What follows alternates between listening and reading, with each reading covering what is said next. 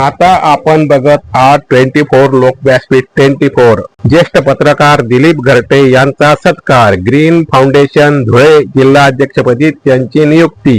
पिंपळनेर चामोडे येथील ज्येष्ठ पत्रकार दिलीप घरटे यांची ग्रीन फाउंडेशन महाराष्ट्र राज्याच्या धुळे जिल्हाध्यक्षपदी नियुक्ती झाल्याबद्दल दत्तनगर येथील दत्त मंदिरासमोर त्यांच्या उत्साहात साजरा करण्यात आला.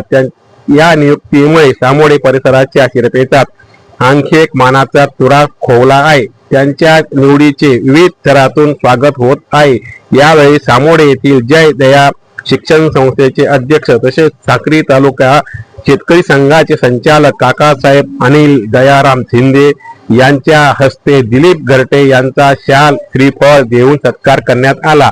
पत्रकारिता क्षेत्रात सातत्याने कार्यरत राहून सामाजिक प्रश्नांना वाचा फोडणाऱ्या घरटे यांच्या कार्याची दखल घेत त्यांच्यावर सोपवण्यात आलेल्या नव्या जबाबदारीबद्दल उपस्थितांनी त्यांचे अभिनंदन करून पुढील कार्यासाठी शुभेच्छा दिल्या.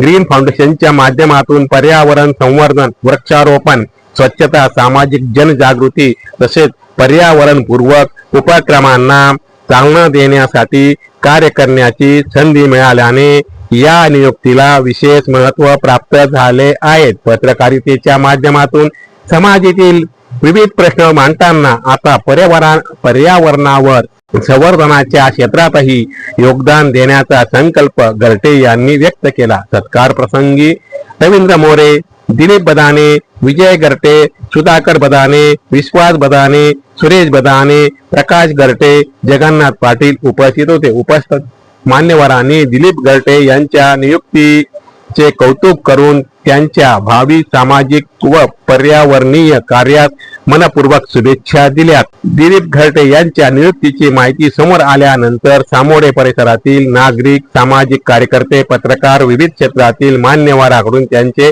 अभिनंदन करण्यात येत आहे. पत्रकारितेतील अनुभवाचा उपयोग पर्यावरण व सामाजिक जनजागृतीसाठी, लोककल्याणासाठी होणार असल्याने त्यांच्या नेतृत्वाखालील ग्रीन फाउंडेशनचे कार्य धुळे जिल्ह्यात अधिक प्रभावीपणे ग्रामस्तरावर विस्तारेल असा विश्वास यावेळी उपस्थितांनी व्यक्त केला.